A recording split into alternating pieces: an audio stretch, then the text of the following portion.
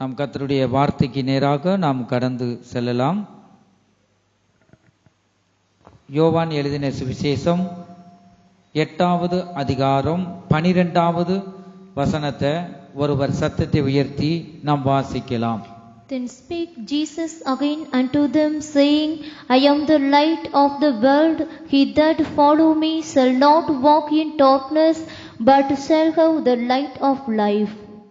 மறுபடியும் இயேசு ஜனங்களை நோக்கி, நான் உலகத்திற்கு ஒளியாயிருக்கிறேன்.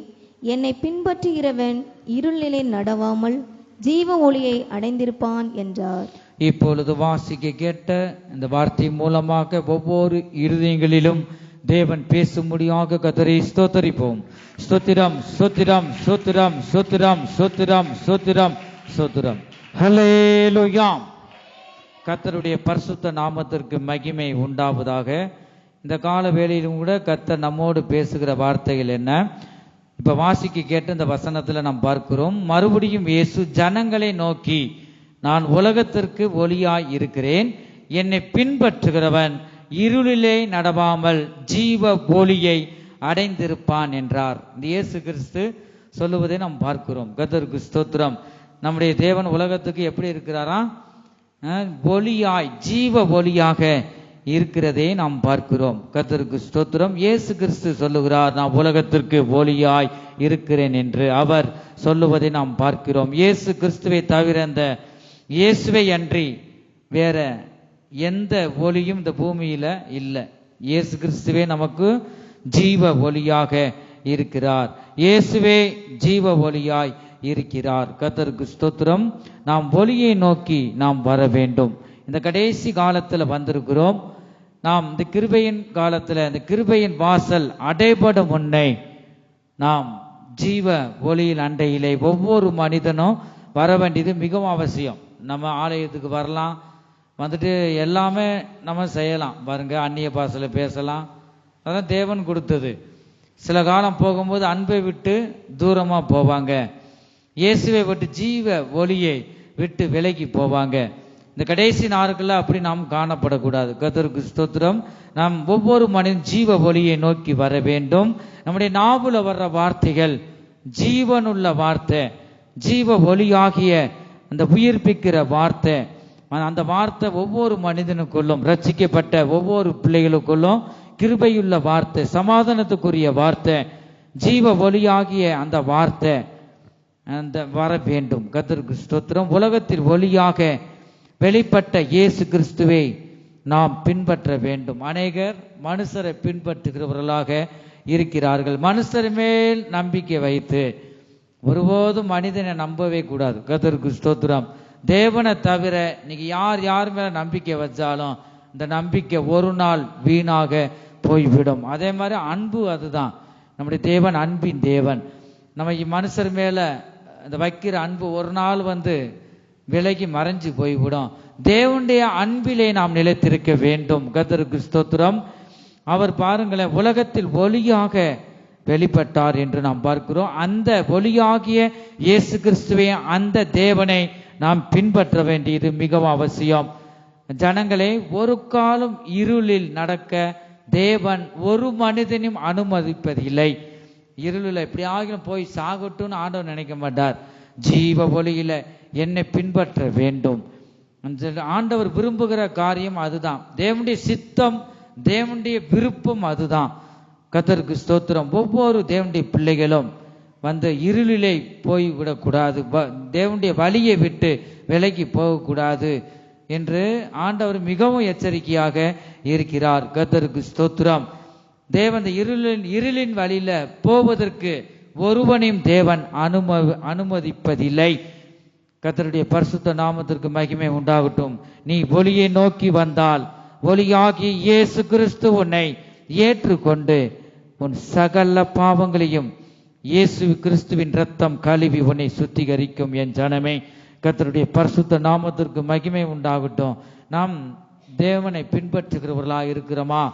கர்த்தருடைய வார்த்தை நமக்குள்ள இருக்கா? நம்முடைய தேவன் வார்த்தையாய் இருக்கிறார் என்று யோவான் எழுதின சுவிசேஷம் 1வது அதிகாரம் 1வது வசனத்துல பார்க்கிறோம். நம்முடைய தேவன் வார்த்தையாய் இருக்கிறார். அவர் அன்பாய் இருக்கிறார். கர்த்தருக்கு ஸ்தோத்திரம். இந்த அன்பின் தேவனை நாம் பின்பற்ற வேண்டும். அன்பின் வழியிலே நாம் செல்லுகிறவர்களாய் நாம் காணப்பட வேண்டும். கர்த்தருக்கு ஸ்தோத்திரம். நாம் தேவனுடைய வழியிலே சென்று கொண்டிருக்கிறோமா? ஒரு விஷயம் நம்மை நாமே ஆராய்ந்து பார்க்க வேண்டும். 1 யோவான் 1வது அதிகாரம் 7வது வசனத்தையும் 9வது வசனத்தையும் ஒருவர் வாசிக்கலாம். But if we walk in the light as he is in the light, we have fellowship one with another, and the blood of Jesus Christ, his Son, clean us from all sin. If we confess our sins, he is faithful and just to forgive us our sins and to clean us from us unrighteousness. அவர் ஒளியில் இருக்கிறது போல நாமும் ஒளியிலே நடந்தால். அவர் ஒளியிலே இருக்கிறது போல. யார் ஒளியில இருக்கிறா? நம்முடைய கர்த்தர் ஒளியிலே இருக்கிறது போல நாமும் ஒளியிலே நடந்தால் ஒருவரோடு ஒருவர். ஒளியிலே நடந்தால் பாருங்க, ஒளி நம்முடைய வார்த்தை பரிசுத்த வேதாகமத்தில் இந்த கற்பனை இந்த கட்டளைகளை நம்ம கை கொண்டு இந்த ஜீவ ஒளியாகிய இந்த வார்த்தை நமக்குள்ள இருக்கும்போது பாருங்க, இந்த ஜீவ ஒளி தேவன் சொன்ன கற்பனைகளையும் கட்டளைகளையும் நாம் கை கொண்டு தேவனுடைய ஒளியாகிய இந்த வழியிலே நடக்கும்போது இந்த இடத்துல அதான் நாம் பார்க்கிறோம். கர்த்தருக்கு ஸ்தோத்திரம். அவர் ஒளியாய் இருக்கிறது போல நாமும் ஒளியிலே நடந்தால் ஒருவரோட ஒருவர் ஐக்கியப்பட்டு இருப்போம். நம்ம ஐக்கியமா இருக்கிறோமா? கர்த்தருக்கு ஸ்தோத்திரம். அப்ப நம்ம அவருடைய ஒளியிலே நடக்கிறோம் என்று நாம் சொல்றோம். அப்படி நடந்தால் ஒருவர் என்னதான் உண்டாகணுமா? ஐக்கியம் உண்டாகணும். கர்த்தருக்கு ஸ்தோத்திரம். ஆவியானவர் கூட தீர்க்க தரிசன வார்த்தையிலும் கூட அப்படிதான் இருந்தது. ஒருவர் ஒப்புரவாக வேண்டும். ஒளியின் வழியிலே நாம் செல்ல வேண்டும். அப்படி நாமும் தேவன் ஒளியாய் இருக்கிறது போல நாமும் ஒளியிலே நடந்தால் ஒருவர் ஐக்கியப்பட்டிருப்போம். சபை எதுதான்? நம்ம கூடி வர்றது ஒரு ஐக்கியம். சபை கூடி வர்றதுல ஒரு சிலர் விட்டு விடுவது போல நீங்களும் விட்டு விடாதருங்கள். அப்ப இந்த ஐக்கியமா வருகிறோம். நமக்குள்ள எத்தனை பேர் ஐக்கியமா இருக்கிறோம்? இந்த இடத்துல அதை நாம் பார்க்கிறோம். நாமும் ஒளியிலே நடந்தாலும் தேவனுடைய ஒளியில நடக்கிறோம். நாம் தேவனுடைய பிள்ளை என்று நம்ம நல்லாத்தான் சொல்றோம். எல்லாம் நல்லாத்தான் இருக்கு. நீ ஐக்கியப்பட்டு இருக்கிறாயா? ஒருவருக்கொருவர் ஐக்கியம் இருக்கிறதா? தேவனுக்கும் உனக்கும் முன்பாக ஒரு ஐக்கியம் இருக்கிறதா? இந்த கால வேளை சற்று நேரம் நாம் பார்ப்போம். அவருடைய குமாரனாகிய இயேசு கிறிஸ்துவின் ரத்தம் சகல பாவங்களை நீக்கி நம்மை சுத்திகரிக்கும் என்று நாம் பார்க்கிறோம். நீ ஐக்கியப்பட்டிருந்தால் மாத்திரமே அவர் அந்த பிதாவாகிய தேவன் அவருடைய குமாரனாகிய இயேசு கிறிஸ்துவின் ரத்தம் ஒரு பாவம் அல்ல, சகல பாவங்களையும் நீ பேசின தெரிஞ்சோ தெரியாமலோ பேசின தேவனுடைய அன்பை விட்டு நீ விலகி போயிருக்கலாம். மறுபடியும் உணர்கிறாயே, உணரும் போது உன் பாவத்தை அறிக்கை செய்யும் போது உன்னை கழுவி சுத்திகரித்து உன்னை மேன்மைப்படுத்துவார். தன் பாவங்களை மறைக்கிறவன் வாழ்வடைய மாட்டான். அவைகளை அறிக்கை செய்து அதை விட்டு விடுகிறவனோ இரக்கம் பெறுவான். இயேசு கிறிஸ்துவின் இரக்கத்தை நாம் பெற்றுக்கொள்வோம். என் ஜனமே, இந்த கால வேளையில நம்மை நாமே ஆராய்ந்து பார்க்க வேண்டும். நாம் அவருடைய ஒளியில நடக்கிறோமா? நாம் ஒளியிலே அப்படி நடந்தால் ஒருவரை ஒருவர் நாம் ஐக்கியப்பட்டிருப்போம். ஒருவரோட ஐக்கியமாய் அன்போடு நாம் இருப்போம். இது நம் ஜீவியத்துல நடைமுறை கொண்டு வர்றது ரொம்ப கடினம், கஷ்டம்தான். தேவனுடைய அன்பு அவருடைய வார்த்தை உன் இருதயத்தில் இருந்தால் மாத்திரமே இவைகளை நம்ம கை கொண்டு இந்த ஜீவ ஒளியில நடக்க கர்த்தர் கிருபை தருகிறார். கர்த்தருடைய பரிசுத்த நாமத்திற்கு மகிமை உண்டாகட்டும். நம்முடைய பாவங்களை நாம் அறிக்கையிட்டால் பாவங்களை நமக்கு மன்னித்து எல்லாம் அநியாயத்தையும் நீக்கி நம்மை சுத்திகரிப்பதற்கு அவர் உண்மையும், நம்முடைய தேவன் உண்மையுள்ளவர், உண்மையும் நீதியும் உள்ளவராயிருக்கிறார். அவர் நீதி செய்கிற தேவன். யாரையும் முகதாட்சணியம் பார்க்க மாட்டார். எந்த பக்கத்துல நீதி இருக்கோ நீதியின் பக்கத்துல நிக்கிற தேவன் தான் நம்முடைய தேவன். பாரபட்சம் எதுவும் பார்க்க மாட்டார். அதுதான் பாருங்க, இயேசு கிறிஸ்து அதுதான் அவர் அன்பின் தேவன், நம்மளை நேசிக்கிற தேவன். ஆகவே அவர் உண்மையுள்ள தேவன். எங்க உண்மை இருக்கோ நீதி இருக்கோ நீதி பக்கத்துல அவர் உண்மையுள்ளவராய் இருக்கிறார், நீதியின் ராஜாவா இருக்கிறார். எங்கே நீதி உண்மை இருக்கோ அந்த பக்கத்துல ஆண்டவர் இருக்கிறார். கர்த்தருக்கு ஸ்தோத்திரம். இந்த ஒளியாகிய இயேசு கிறிஸ்து உன் இதயத்தில் அவர் வாசம் செய்தால் உனக்கு நல்ல ஒரு பாதுகாப்பு உண்டாகும். என் ஜனமே, அவரே நித்தமும் உன்னை நடத்துவார். யோசேப்போட இருந்த அந்த கர்த்தர் அவர் நம்மோடு இருந்து அவர் வழி நடத்துவார். கர்த்தருக்கு ஸ்தோத்திரம். நாம் செய்வதெல்லாம் வாய்க்கும் என்று நாம் பார்க்கிறோம். தன்னை பின்பற்றுகிறவர்கள் ஜீவ ஒளியை அடைந்திருப்பார்கள் என்று இயேசு கிறிஸ்து சொல்லுகிறார்.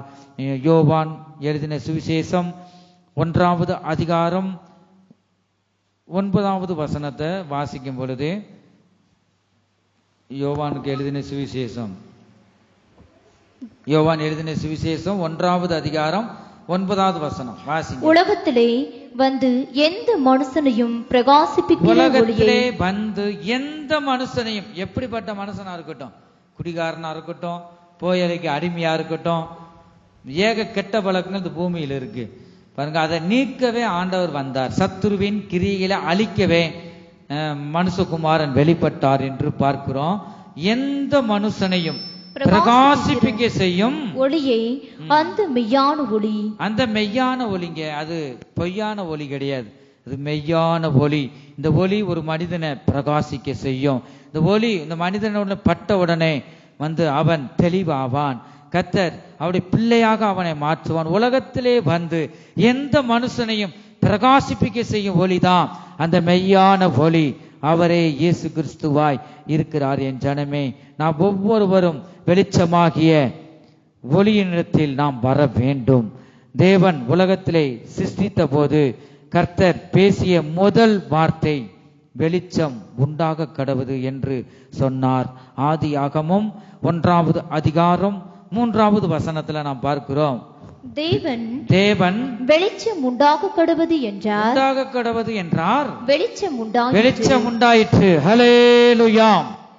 அவ்வளவுதான். ஆண்டவர் ஒரு மனிதன் நினைச்சிட்டா போதும், ஜீவ ஒளி மேல பட்டா போதும், அவன் ரட்சிக்கப்படுவான்.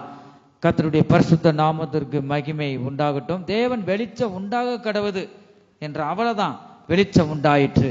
ஆகவே நம் குடும்பத்தில் கூட ரட்சிக்கப்படாமல் பாவத்திலும் சாபத்திலும் அழிந்து கொண்டிருக்கலாம். நம்ம எவ்வளவோ போராடி பார்ப்போம், நம்மளால ஒருபோதும் முடியாது. ஆண்டவருடன் நம் விண்ணப்பத்தை, நம் ஸ்தோத்திரத்தோடு கூடிய விண்ணப்பங்களை தேவனுக்கு தெரியப்படுத்தும் போது அவர் இருதயத்தில் தேவ சமாதானம் நமக்குள்ள ஆளுகை செய்யும். இந்த விண்ணப்பத்தை கேட்டு எப்படிப்பட்ட மனுஷனா இருந்தாலும் அவர் பிரகாசிக்க செய்ய நம் தேவன் பெரிய தேவன். ஆகவே அவரிடத்தில் நாம் விண்ணப்பம் பண்ண வேண்டும். நாம் ஒவ்வொருவரும் ஒளியிடத்தில் நாம் வர வேண்டும். வரும்போதுதான் கர்த்தர் பெரிய காரியங்களை அவர் செய்கிறார். கர்த்தருக்கு ஸ்தோத்திரம். அவர் சொல்ல ஆகும், அவர் கட்டளையிட நிற்கும். நம்முடைய தேவன் இயேசு கிறிஸ்துவின் நாமம் அதிகாரம் உள்ள நாமமாய் இருக்கிறது. எப்படிப்பட்ட அதிகாரம் உள்ள நாமத்துல, இந்த இயேசு கிறிஸ்துவின் நாமத்தில் நாம் இருக்கிறோம். என் ஜனமே, இதெல்லாம் நாம் ஜீவியத்தில் நடக்கணும்னா என்னதான் உண்டாகணும்? விசுவாசம் நமக்குள்ள வேண்டும். நாம் தேவ சமூகத்தை நாம் கனம் பண்ண வேண்டும். அவர் சொல்லிட்டா, ஒரு வார்த்தை சொல்லிட்டா அதை நிறைவேற்றி தான் தருவார். அவர் பேர் என்னதுதான்? உண்மையுள்ள தேவன். அவர் சொல்லிட்டு மனம் மாறுவதற்கு அவர் மனுஷர் அல்ல, அவர் உண்மையுள்ள தேவன். சொல்ல ஆகும், அவர் கட்டளையிட நிற்கும். தேவன் ஒவ்வொருவருக்கும் தேவன் சொல்லிட்டா அதை நிறைவேற்றி தருவார். ஏன் நிறைவேறலைன்னா நமக்குள்ள விசுவாசம் இல்லை. ஒவ்வொரு நாளும் விசுவாசத்துல வளரணும்னா நீங்க பரிசுத்த வேதாகமத்தை நீங்க வாசிக்க வேண்டும். இயேசு கிறிஸ்து எந்தெந்த வழியில சென்றார், இப்படிப்பட்ட வழியில அவர் சென்றாரே, ஒரு தெய்வமே பாருங்க அப்படி சென்றார். அப்ப நானும் செல்லுவேன், நானே வழியும் சத்தியமும் ஜீவனுமா இருக்கிறேன் என்று சொல்றார். ஆக அவரை என்று இந்த பிதாவை நாம் காண முடியாது. இந்த இயேசுவின் வழியில நாம் செல்ல வேண்டும். உண்மை உள்ளவர்களா இருக்கணும். நமக்கு சின்ன ஒரு காரியம், ஒரு பொறுப்பு கொடுத்தாலும் அதில் உண்மையாக நாம் காணப்பட வேண்டும். கர்த்தருக்கு ஸ்தோத்திரம். இயேசுவே வெளிச்சமாய் ஒளியாய் இருக்கிறார். அப்போஸ்தலர் நடபடிகள் 4வது அதிகாரம் 12வது வசனத்துல நாம் பார்க்கும்போது, அவராலே அன்றி, வாசிங்க, அவராலே அன்றி வேறொருவராலும் ரட்சிப்பு இல்லை. ஒருவரால ரட்சிப்பு கிடையாது, இயேசுதான் ரட்சிப்பு.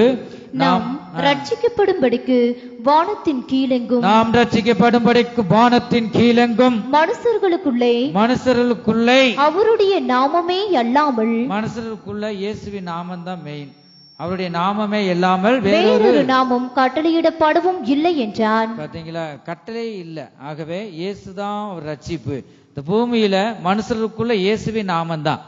அதனாலதான் எங்கள் நேசிக்கிறதான இயேசுவே, நம்ம இயேசு கிறிஸ்துவை ஜெபம் பண்றதுக்கு முன்பாக இயேசு கிறிஸ்துவை முன் நிறுத்தி கடைசியில இயேசு கிறிஸ்துவின் நாமத்தில் பிதாவே, கடைசியில தேவன பிதாவேன்னு முடிக்கணும்.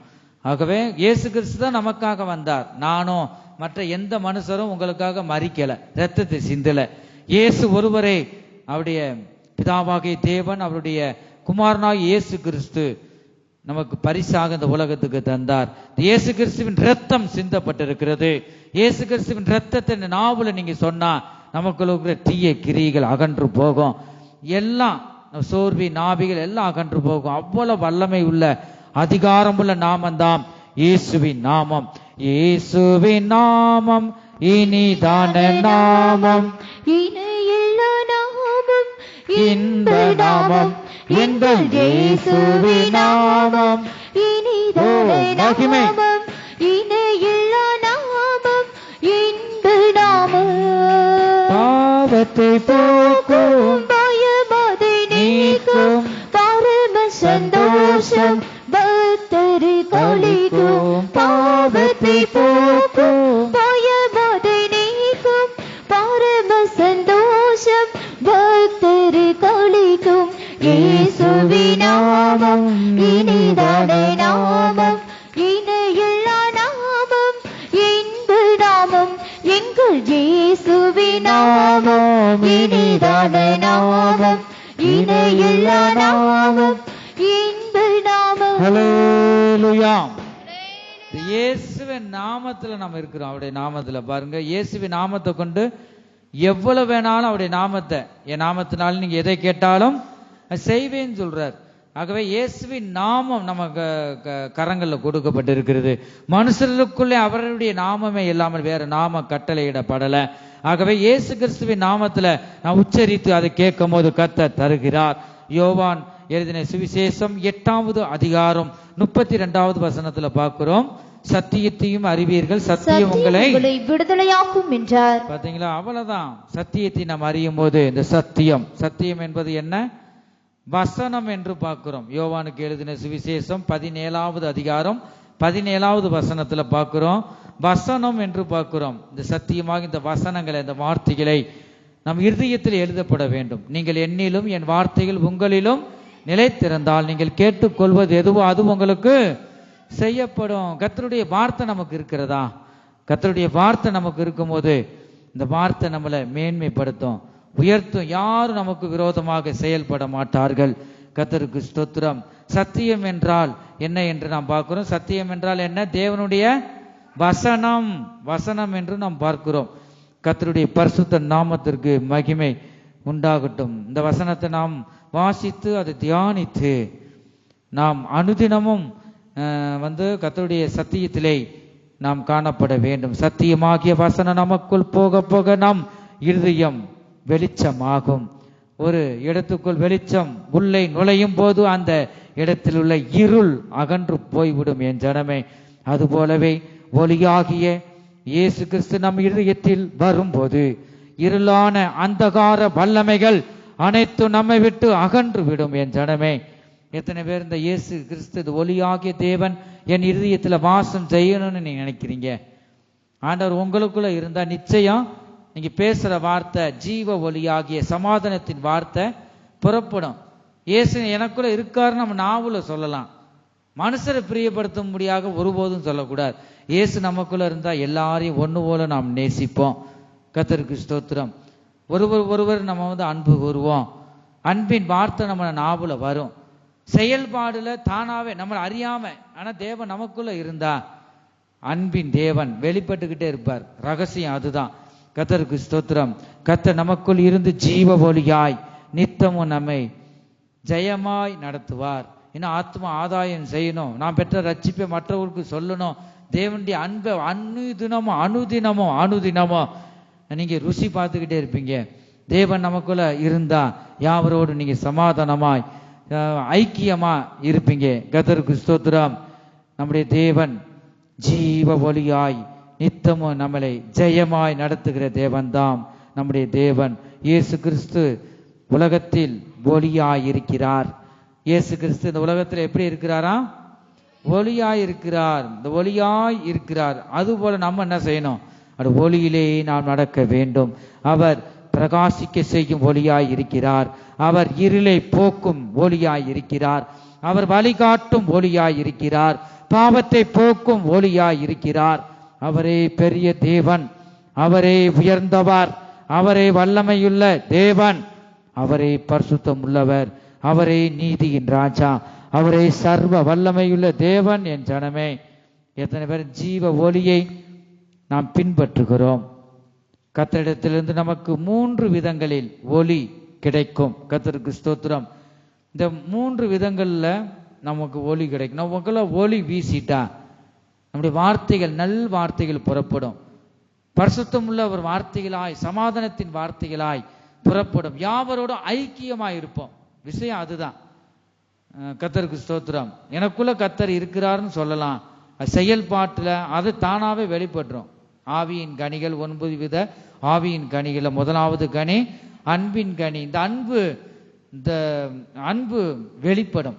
கர்த்தருக்கு ஸ்தோத்திரம். இந்த அன்பு, நம்முடைய தேவன் அன்பாய் இருக்கிறார். அன்பில்லாதவன் தேவனை அறியான் என்று நாம் பார்க்கிறோம். ஆகவே இயேசுவின் ஜீவனின் மூலமாக கிடைக்கிறது என்று பார்க்கிறோம். முதலாவது 3 விதங்களில் ஒளி கிடைக்கிறது. முதலாவது இயேசுவின் ஜீவனின் மூலமாக ஒளி கிடைக்கிறது. இரண்டாவது தேவனுடைய வார்த்தையின் மூலமாக ஒளி கிடைக்கிறது. மூன்றாவது தேவனுடைய மகிமையின் மூலமாகவும் நமக்கு ஒளியை அவர் கொடுக்கிறார். 1 யோவான் இல்ல, யோவானுக்கு எழுதின சுவிசேஷம் 1வது அதிகாரம் 4வது வசனத்துல பார்க்கிறோம். அவருக்குள் ஜீவன் இருந்தது. அவருக்குள்ள என்ன இருந்ததா? ஜீவன் இருந்தது. அந்த ஜீவன் மனுஷருக்கு ஒளியாய் இருந்தது என்று இந்த இடத்துல வாசிக்கிறோம். கர்த்தருக்கு ஸ்தோத்திரம். அப்ப அவர் நமக்குள்ள இருந்தார். அவருக்குள் ஜீவன் இருந்தது. அந்த ஜீவன் மனுஷருக்கு ஒளியாய் இருந்தது. அப்ப அந்த ஜீவ ஒளி நமக்குள்ள இருக்குமானால் யாவரோடும் ஐக்கியமாகவும், ஒரு கசப்பு இல்லாதபடி, ஒரு அன்புள்ளவர்களாகவும், ஒருவருக்கொரு விட்டு கொடுத்து அன்பின் வழியிலே நாம் நடப்போம். கர்த்தருக்கு ஸ்தோத்திரம். சங்கீத புஸ்தகம் 119வது சங்கீதம் 105வது வசனத்துல பார்க்கிறோம். உம்முடைய வசனம் என் கால்களுக்கு தீபமும் என் பாதைக்கு வெளிச்சமுமாய் இருக்கிறது. என் பாதைக்கு வெளிச்சமாய் இருக்கிறது. பாருங்க, ஆண்டவர் சொல்றார், இந்த வசனம் தான் நமக்கு ஒரு தீபமாய் இருக்கிறது. கர்த்தருக்கு ஸ்தோத்திரம். என் பாதைக்கு வெளிச்சமாய் இருக்கிறது. இந்த ஒளி இல்லாம நம்ம நடக்கவே முடியாது. ஒரு இருட்டான பாதையில் நடந்து போங்க, அந்த இடத்துல பிசாசு கண்ணி வச்சிருப்பான், விஷ பூச்சிகள் இருக்கும், எதாயிலும் மிதிச்சுட்டா நமக்கு சேதம் உண்டாகும். ஆகவே ஒரு ஒளி இல்லாம நம்ம அந்த பூமியில ஜீவிக்க முடியாது. ஒளினா யாரு? கர்த்தர் நம்மகிட்ட இல்லைனா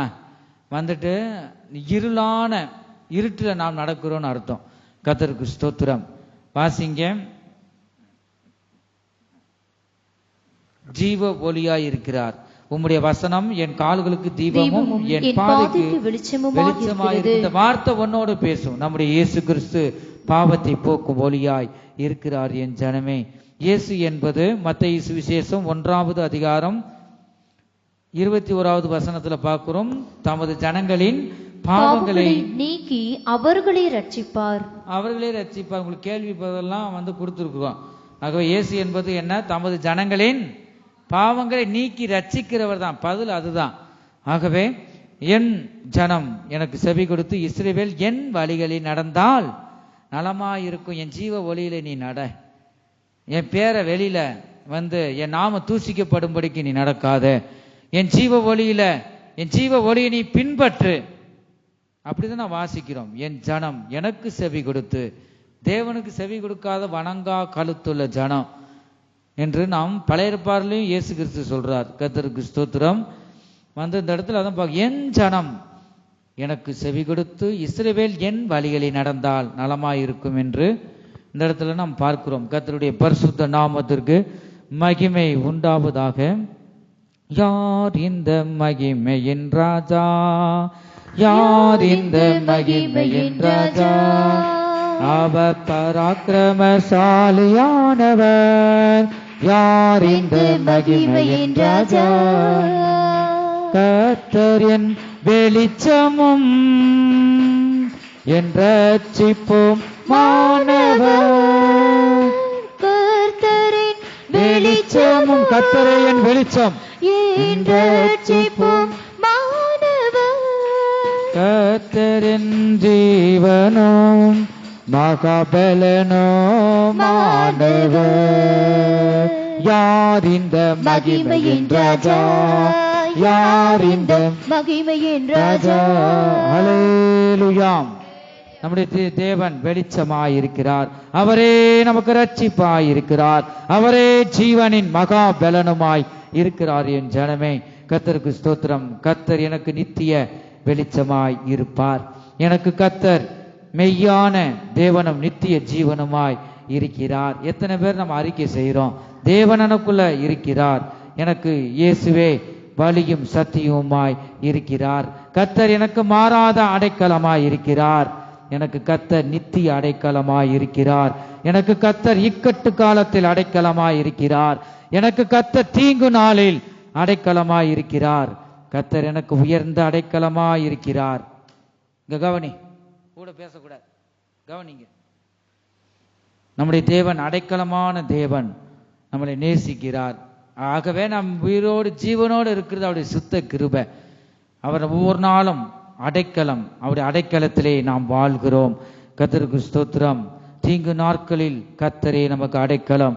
கர்த்தர் எனக்கு உயர்ந்த அடைக்கலமாய் இருக்கிறார். கர்த்தர் நமக்கு உயர்ந்த அடைக்கலமாய் இருந்து நம்மை காத்து கொள்ளுகிறார். கர்த்தர் எனக்கு ரட்சிப்பின் கண்மலையாய் இருக்கிறார். கர்த்தர் எனக்கு நித்திய கண்மலையாய் இருக்கிறார். கர்த்தர் எனக்கு ஞான கண்மலையாய் இருக்கிறார். கர்த்தர் என் தாகத்தை தீர்க்கும் கண்மலையாய் இருக்கிறார். ஒவ்வொன்றுக்கும் வேதத்துல இருக்கிறது. ஆகவே ஒவ்வொரு நாளும் அவருடைய நாமத்தினை உயர்த்தி கொண்டே இருந்தா போதும். இப்ப இருக்கிற நம்ம சூழ்நிலைகள் தானாக மாறும்.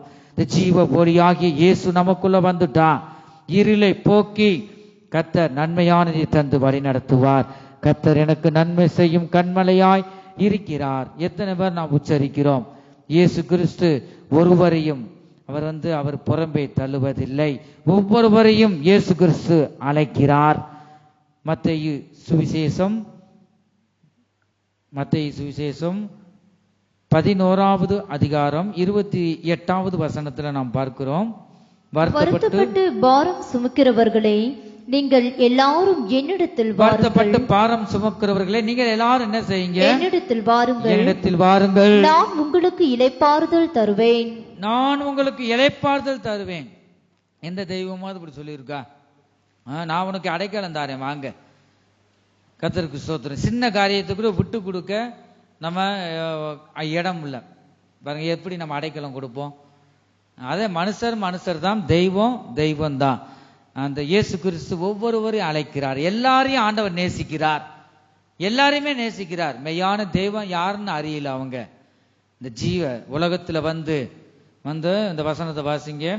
உலகத்துல வந்து எந்த மனுஷனையும் பிரகாசிப்பிக்கிற வேலையே அதுதான். இயேசு கிறிஸ்து இந்த பிதாவாகிய தேவன் குமாரனை அனுப்பின வேலையே அதுதான். அவருடைய சித்தம் விருப்பம் அதுதான். எந்த மனுஷனையும் பிரகாசிப்பிக்க செய்யும் மெய்யான ஒளியாயிருக்கிற உலகத்துல வந்து எப்படிப்பட்ட மனுஷனை மாற்றுகிற தேவன் தான் நம்முடைய தேவனாய் இருக்கிறார். என் ஜனமே, கர்த்தருக்கு ஸ்தோத்திரம். வருத்தப்பட்டு பாரம் சுமக்காத, என்னிடம் இறக்கி வை. கர்த்தர் மேல் உன் பாரத்தை இறக்கி வை. அவர் நம்ம ஆதரிக்கிற தேவனாய் இருக்கிறார். அவர் பாருங்க, நீங்கள் எல்லாரும் ஒரு ஆள் இல்ல, ஆண்டவர் எல்லாரையும் நேசிக்கிறார். எல்லாரும் என்னிடத்தில் வாருங்கள். வருத்தம் யார் யாருக்கு இருக்கோ நீங்கள் எல்லாரும் என்னிடத்தில் வாருங்கள், நான் உங்களுக்கு இளைப்பாறுதல் தருவேன் என்று இயேசு கிறிஸ்து சொல்லுவதை ஒவ்வொருவரையும் அவர் அழைக்கிறதை நாம் பார்க்கிறோம். சங்கீத புஸ்தகம் 55வது சங்கீதம் 22 வசனத்துல பார்க்கிறோம். கர்த்தர் மேல் உன் பாரத்தை வைத்து விடு, அவர் உன்னை ஆதரிப்பார். அவர் உன்னை ஆதரிப்பார். நீதிமானை ஒருபோதும் தள்ளாட விட்டார், நீதிமானை ஒருபோதும் தள்ளாட விட்டார் என்று நாம் பார்க்கிறோம். கர்த்தருடைய பரிசுத்த நாமத்திற்கு மகிமை உண்டாகட்டும். நம்முடைய தேவன் ஆதரிக்கிற தேவன். நாம் பாவத்தை விட்டு வெளியே வா என்று ஒவ்வொரு நிமிஷமும் தேவன் நம்மோடு பேசுகிறார். இயேசு உன்னை அழைக்கிறார். இயேசுவாகிய ஜீவ ஒளியை நோக்கி நீ வருவாயா? இந்த ஜீவ ஒளி உனக்குள்ள இருக்குமானால் யாவரோடும் ஐக்கியமாக இருப்பாய். தேவனுக்கு உனக்கு இருக்கிற உறவு சரியாக இருக்கும். அவர் உன்னை ரட்சிப்பார், அவர் உன்னை மீட்டு எடுப்பார், அவர் உன்னை ஆதரிப்பார், அவர் உன்னை தேற்றுவார், அவர் உன்னை உயிர்ப்பிப்பார், அவர் உன்னை பரிசுத்த ஆவியினாலும் நிரப்புவார். என் ஜனமே, நாம் தேவனுடைய நன்மையை நாம் பெற காத்திருக்க வேண்டும். காத்திருப்பு இந்த நாட்களில் மிகவும் அவசியம். ஒரு நன்மையை பெற வேண்டும் என்றால் நாம் காத்திருந்து அதை நாம் பெற்றுக்கொள்ள வேண்டும். நாம் வாசிப்போம். சங்கீத புஸ்தகம் 40வது சங்கீதம் 1வது வசனத்துல நாம் பார்க்கிறோம், கர்த்தருக்காக பொறுமையுடன் காத்திருந்தேன், அவர் என்னிடமாய் சாய்ந்து என் கூப்பிடுதலை கேட்டார். நீங்க யாருக்காக காத்திருக்கணுமா? மனுஷருக்காக நீங்க காத்திருந்தா அது ஒரு நாள் 2 நாள் தான், அதை மறந்து போயிடும். கர்த்தர் செய்கிறது தான் பெரிய காரியமா இருக்கும். நம்முடைய தேவன் பெரிய தேவன், பெரிய காரியங்களை செய்கிறார். கர்த்தருக்காக பொறுமையுடன் காத்திருந்தேன், அவர் என்னிடமாய் சாய்ந்து. தேவ சமூகத்துல வந்து காத்திருக்கும் போது தாவீது ராஜா சொல்றாரு பாருங்க, என்னிடமாய் சாய்ந்து என் கூப்பிடுதலை கேட்டார். அவருடைய நம்ம கூப்பிடுதலை கேட்டு பதிலை தரும்போது எவ்வளவு நம்ம சந்தோஷம் நமக்குள்ள வரும். நாம் எப்பொழுதும் கர்த்தரை ஸ்தோத்தரித்து துதித்து பாடி அவரை புகழ வேண்டும். என் ஜனமே, சங்கீத புஸ்தகம் 34:1 நாம் பார்க்கிறோம். சங்கீத புஸ்தகம் 34வது சங்கீதம் 1வது வசனம், கர்த்தரை நான் எக்காலத்திலும் ஸ்தோத்தரிப்பேன், அவர் துதி எப்போதும் என் வாயில் இருக்கும். அவர் துதி உங்க நாவல இருக்கா?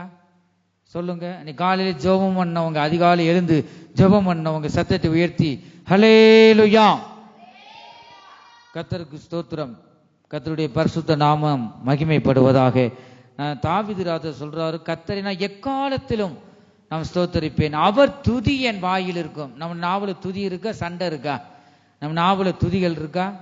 விட்டு கொடுக்கிற இந்த இருதயம் இருக்கா? கர்த்தர் பேசுகிறார்.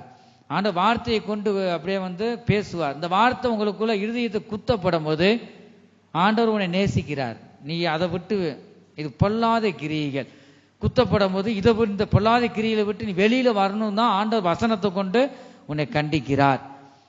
தேவன் நேசிக்கிறவர்களை வந்து சிச்சித்து நடத்துவாராம் வசனத்தை கொண்டு. ஆகவே அதை நினைச்சு இணைய தான் குத்தி குத்தி காமிக்கிறாருன்னு நீ கோவப்பட்டனா அது ஒரு பாவம். உன்னை ஊழியக்காரர் இணைய தான் குத்தி காமிக்கிறார். இது கர்த்தருடைய வார்த்தை. அந்த வசனத்துக்கு இந்த வார்த்தை கீழ்ப்படியாதபடி இன்னொரு வார்த்தை நீ மனசுல நினைச்சா போதும், அது ஒரு பாவமா இருக்கும். ஆகவே ஆசீர்வாதம், தேவன் நம்மை ஆசீர்வதிக்கிறதுக்கு, அந்த குடும்பத்தை ஆசீர்வதிக்கிறதுக்கு தடையாக காணப்படும். ஆகவே நாம் எப்பொழுதும் அவருடைய துதி என்ன இருக்கணுமா? நாவல் இருக்கணும். எந்நேரம் சண்டை காடை போட்டுக்கிட்டு இருந்தா ஒரு பிரயோஜனமும் இல்லை. ஆலயத்துக்கு வந்து ஒரு பிரயோஜனமும் இல்லை. உன்னை வந்து ஒவ்வொரு நாளும் வளரணும், விசுவாசத்திலும் அன்பிலும் வளரணும், உன்னை பக்குவப்படுத்தணும் ஆண்டவர் விரும்புகிறார். அதான் தேவனுடைய சித்தம், அவருடைய விருப்பமாக இருக்கிறது. அவருடைய வார்த்தைக்கு நாம் கீழ்ப்படிந்து உடனே அறிக்கை செய்யணும். சரி ஆண்டவரே அப்படின்னு செய்யும் போது கர்த்தர் பெரிய காரியங்களை அவர் செய்கிற தேவனாய் இருக்கிறார். எக்காலத்திலும் ஸ்தோத்திரம் ஸ்தோத்திரம். நீ யாராவது வஞ்சிட்டா ஸ்தோத்திரம், தேவனுக்கு மகிமை, ஸ்தோத்திரம் ஸ்தோத்திரம். நீ ஸ்தோத்திரங்களை, ஆகாத சம்பாசனைகள் நல் ஒழுக்கங்களை கெடுக்கும். ஸ்தோத்திரம் செய்வதே தகும் என்று பார்க்கிறோம். நீ ஸ்தோத்திரம் யார் சொன்னாலும் வர ஸ்தோத்திரம் ஸ்தோத்திரம் சொல்லுங்க. 2 போராடுவாங்க, போயிடுவாங்க, கடைசிக்கு அவங்க ரட்சிக்கப்படுவாங்க. ஆகவே எப்பொழுதும் நம்முடைய நாவல் என்னதான் இருக்கணுமா? அவர் துதி எப்பொழுதும் என் வாயில் இருக்கும் என்று சொல்லுவதை பார்க்கிறோம். கர்த்தர் நல்லவர் என்பதை ருசித்து பாருங்கள். அவர் மேல் நம்பிக்கையாய் இருக்கிற மனுஷன் பாக்கியவான் என்று பார்க்கிறோம். ஜீவ ஒளியாகிய இயேசு கிறிஸ்துவை நாம் பின்பற்றி அவரில் நிலைத்திருப்போமாக. இயேசுவே என்று நீ கூப்பிட்டால் இயேசுவாக உனக்கு வெளிப்படுவார். நல்லவர் என்று நீ சொன்னால் நல்லவராக நமக்கு அவர் வெளிப்படுவார். இயேசு கிறிஸ்துவே நீர் வல்லவர் என்று அவரை நீ புகழ்ந்தார், அவர் உனக்கு அவர் வல்லவராய் வெளிப்படுவார். இயேசுவே நீர் பரிசுத்தர் என்று அவரை, அவருக்கு பெயர் அநேகமாக இருக்கிறது. பரிசுத்தர் என்று கூப்பிட்டால் அவரை புகழ்ந்தால் போதும், அவர் நமக்கு பரிசுத்தராய் நமக்கு வெளிப்படுவார். அவருடைய நாமமே அதிசயம். கர்த்தாவே அதிசயம் என் ஜீவியத்திலே குடும்பத்தில் நடக்கட்டும் என்று அதிசயமான தேவனை நீ கூப்பிட்டால் அவர் உனக்கு உன் வீடுகளிலும் உன் இருதயத்திலும் அவர் வெளிப்படுவார். கர்த்தருடைய பரிசுத்த நாமத்திற்கு மகிமை உண்டாகட்டும். நியாயபதிகள் 13வது அதிகாரம் 17, 18, 19 நாம் பார்க்கிறோம். அப்பொழுது மனோவா கர்த்தரை நோக்கி, கர்த்தருடைய தூதனை நோக்கி, நீ சொன்ன காரியம் நிறைவேறும் போது நாங்கள் உம்மை கனம் பண்ணும்படி உம்முடைய நாமம் என்ன என்று கேட்டான். நாமம் என்ன? ஃபர்ஸ்ட் யாராவது புதுசா வந்தா உன் பெயர் என்ன? பெயர் தான் நாமம். என்ன என்று கேட்கும்போது அதற்கு கர்த்தருடைய தூதனானவர், என் நாமம் என்ன என்று நீ கேட்க வேண்டியது என்ன? அது அதிசயம் என்றார். அதிசயம். அல்லேலூயா. கர்த்தருடைய நாமம் அதிசயம் என்று நாம் பார்க்கிறோம். என் ஜனமே, நாம் இந்த கடைசி காலத்தில் வந்திருக்கிற நம் இருதயம் எப்படிப்பட்டதாக இருக்கிறது? சங்கீத புஸ்தகம் 18வது சங்கீதம் 25வது வசனத்துல பார்க்கிறோம். தயவுள்ளவனுக்கு நீர் தயவுள்ளவராகவும், உத்தமனுக்கு நீர் உத்தமராகவும், புனிதனுக்கு நீர் புனிதராகவும், மாறுபாடுள்ளவனுக்கு நீர் மாறுபடுகிறவராகவும் தோன்றுவீர். அப்ப அவர் சர்வ வல்லமையுள்ள தேவனாய் இருக்கிறார். தயவுள்ளவனுக்கு நீ தயவுள்ளவராகவும் நம்முடைய தேவன் இருக்கிறார்.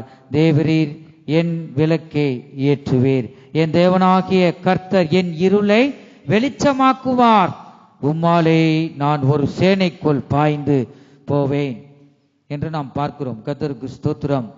எவ்வளவு இந்த ஜீவ ஒளி அந்த இருதயத்தில் இருந்தபடியினால்தான் இந்த இடத்துல நாம் பார்க்கிறோம். தேவரீர் என் விளக்கை ஏற்றுவேன், என் தேவனாகிய கர்த்தர் என் இருளை வெளிச்சமாக்குவார், உம்மாலே நான் ஒரு சேனைக்குள் பாய்ந்து போவேன், என் தேவனாலே ஒரு மதிலை தாண்டுவேன் என்று பார்க்கிறோம். கர்த்தர் நமக்குள் இருந்தால் போதும், எதையும் நாம் சாதிக்கலாம். என் ஜனமே, அவர் நம்முடைய ஜெயத்தின் கர்த்தராயிருக்கிறார். இந்த கால வேளையிலும் கர்த்தர் நமக்கு அதிசயமானவராய், ஆலோசனை கர்த்தராய், வல்லமையுள்ள தேவனாய், நித்திய பிதாவாய், சமாதான பிரபுவாய், இந்த வேளையிலும் கூட ஒவ்வொரு இருதயங்களிலும் கர்த்தர் வந்து பேசிக் கொண்டிருக்கிறார். கர்த்தருடைய வார்த்தை ஒவ்வொரு இருதயங்களிலும் வெளிப்படுவதாக. இயேசு கிறிஸ்து உலகத்திற்கு அவர் ஒளியாயிருக்கிறார். என் ஜனமே, அவரை நோக்கி எத்தனை பேர் நாம் பார்க்கிறோம்? எல்லாரும் எழுந்து நிற்போமாக. அந்த சர்வ வல்லமையில தேவனை நோக்கி நாம் பார்ப்போமாக. ஒளியாகிய இயேசுவே, நம் ஆண்டவரை நாம் ஒவ்வொருவரும் நாம் இந்த வேளையில இயேசுவை நோக்கி நாம் பார்ப்போமாக. கர்த்தர் அனைவரையும் கர்த்தர் இந்த வேளையில் ஆசீர்வதிக்கும்படியாக விரும்புகிறார். உன்னுடைய இருளை வெளிச்சமாக்கும்படியாக அவர் விரும்புகிறார். உன் வேதனைகள், எத்தனை நாள் நீ பட்ட பாடுகள், பிரயாசத்தையும் அவர் காண்கிறார். எல்லாரும் எழுந்து நின்று நம்மை ஒப்பு கொடுப்போமாக. ஆண்டவரே, நம்முடைய ஜீவ ஒளியாகிய ஆண்டவரே இயேசுவே, எனக்குள்ள நீங்க வாங்க, அது போதும். இருளான வாழ்க்கையை அவர் மாற்ற வல்லவர். கசப்பான வாழ்க்கையை மாற்ற என் தேவன் வல்லமையுள்ள தேவனாக இருக்கிறார். எத்தனை பேர் நான் உணர்ந்து ஜீவ ஒளியாகிய கர்த்தரை நோக்கி நீ பார்க்கிறாய்? ஓ ஷிக்கட்டக்க துர்ரபக்கத்துடா, ஆவியானவரே எனக்குள்ள வாங்க என்று நீ சொல்லுவாயா? ஒருவர் முறுமுறுத்து கொண்டு இருக்கிறாயா? இந்த வருஷ கடைசியில் உனக்கு வைத்திருக்கிற ஆசீர்வாதத்தை நீ நழுவ விட வேண்டாம். ஒருவருக்கு கோல் சொல்லிக்கிட்டு கோபத்தோடு கசப்போடு நீ இருக்கிறாயா? அது ஒருபோது இருந்தா தேவனே வந்தாலும் ஒன்றும் செய்ய முடியாது. சுய மனுஷருக்குள்ள சுய வழியில சுயத்துக்கு தேவனே தலையிட மாட்டார். உன்னை முழுமையாக இந்த வேளையில் ஒப்பு கொடுப்பாயாக. நான் உலகத்திற்கு ஒளியாயிருக்கிறேன், என்னை பின்பற்றுகிறவன் இருளிலே நடவாமல் ஜீவ ஒளியை அடைந்திருப்பான் என்று அவர் இந்த வேளையில் அவர் பேசுகிறார். என் ஜனமே, எல்லாரும் கண்களை மூடுவோம், கர்த்தரை நோக்கி நாம் பார்ப்போமாக. என் தேவனை, என் ராஜாவே, எனக்கு மனம் இறங்கும் அப்பா. அல்லேலூயா. ஜீவ ஒளியாகிய வெளிச்சம் என் இருதயத்தில் உதிக்கட்டும். ஜீவ ஒளியாகிய உம்மை நான் பின்பற்ற அதுக்கேற்ற கிருபையை இந்த வேளையில தாங்க என்று நீ சொல்லுவாயா? அவர் நம்மை உயிர்ப்பிக்கிற தேவனாயிருக்கிறார். உன் வேதனைகளை மாற்றும்படியாக அவர் இந்த வேளையிலே பேசுகிறார். உன் வேதனைகளை அறிந்த தேவன் ஒருவரே நம்மத்திலே இருக்கிறார். அவரை உன்னை காண்கிற தேவனாய் இருக்கிறார். உன் இருதயங்களே ஆராய்கிற தேவனாய் இருக்கிறார். ஒருவருக்கு ஒரு நீ முறுமுறுத்து கொண்டு கசப்போடு நீ வாழ்ந்து கொண்டு இருக்கிறாயா? என் கிருபையை நீ போக்கடித்துக் கொண்டிருக்கிறாய். ஒருபோதும் இப்படிப்பட்ட சுபாவம் உனக்குள்ள வேண்டாம். ஜீவ ஒளியாகிய தேவனுக்கு உன்னை ஒப்பு கொடுப்பாயாக. அவர் உனக்குள்ள வந்து உன் வாழ்க்கையை வெளிச்சமாய் மாற்றுவார். உலகத்துக்கு ஒளியாகிய தேவன் இந்த வேளை பேசுகிறார். இந்த உலகத்தை நோக்கி ஒளி கொடுக்க, வெளிச்சத்திலே நாம் நடக்கும்படிக்கு பிதாவாகிய தேவன் அவருடைய குமாரனாகிய இயேசு கிறிஸ்துவை நமக்கு அனுப்பினார். அல்லேலூயா. இந்த கர்த்தருக்கு நம்மை முழுமையாக ஒப்பு கொடுப்போமாக. உலகத்துக்கு நாம் ஒளியாயிருக்கிறேன், என்னை பின்பற்றுகிறவன் இருளிலே நடவாமல் ஜீவ ஒளியை அடைந்திருப்பான். இந்த வார்த்தையின்படி ஜீவ ஒளியை ஒவ்வொருவரும் அடைந்து கொள்ள கர்த்தர் கிருபை செய்வாராக. கர்த்தருக்கு ஸ்தோத்திரம். இருளான வாழ்க்கையிலே வெளிச்சமானிரே, உயிரற்ற வாழ்க்கையிலே ஜீவனானிரே. இருளான வாழ்க்கையிலே வெளிச்சமானிரே, உயிரற்ற வாழ்க்கையிலே ஜீவனானிரே. என் வெளிச்சமும் நீரே, என் ஜீவனும் நீரே, எனக்கெல்லாமே நீங்கதானப்பா. என் வெளிச்சமும் நீரே, என் ஜீவனும் நீரே, எனக்கெல்லாமே நீங்கதானப்பா. என் கூடவே இரும் ஓ இயேசுவே, நீரில்லாமல் நான் வாழ முடியாது. என் பக்கத்திலே இரும் ஓ இயேசுவே, நீரில்லாமல் நான் வாழ முடியாது. கண்ணீர் சிந்தும் நேரத்தில் நீர் தாயுமானிரே, முழுமையாக ஒப்பு கொடுங்க. ஆவி ஆத்மா சரீர ஜீவ பலியாக ஒப்பு கொடு. நீர் தகப்பனாரே. கண்ணீர் சிந்தும் நேரத்தில் நீர் ஒவ்வொரு கண்ணீரை நீ காண்கிற தேவன். உயிர்ப்பீங்க, அதிசயத்தை காண பண்ணுங்க என் தேவனை. அம்மாவும் நீரே, என் அப்பாவும் நீரே, எனக்கெல்லாமே நீங்கதான், எல்லாமே நீங்கதான் இயேசுவே.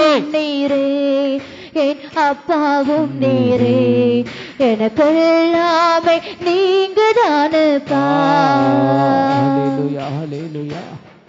என் ஜனமே, ஒவ்வொருவரும் அவரை நோக்கி நீ பார். இயேசு இல்லாத வாழ்க்கை நமக்கு வேண்டாம். உன் சூழ்நிலையை அவர் பார்க்கிறாரே, ஒவ்வொரு செயல்பாடுகளையும் அவர் பார்க்கிறாரே. நம்முடைய தேவன் காண்கிற தேவன். நீ எதையும் குறித்து நீ கவலைப்படாத. கர்த்தர் மேல் உன் பாரத்தை இறக்கி வைத்து விடு, அவர் உன்னை ஆதரிப்பார். என் ஜனமே, அல்லேலூயா. அழிந்து போகிற உலக பொருளுக்காக உன் ஜீவியத்தை நீ கெடுத்து கொள்ள வேண்டாம். முதலாவது தேவனுடைய ராஜ்யத்தையும் அவருடைய நீதியும் தேடுங்கள், அப்பொழுது இவைகள் எல்லாம் உங்களுக்கு கூட கொடுக்கப்படும் என்று அவர் சொல்லுகிறார்.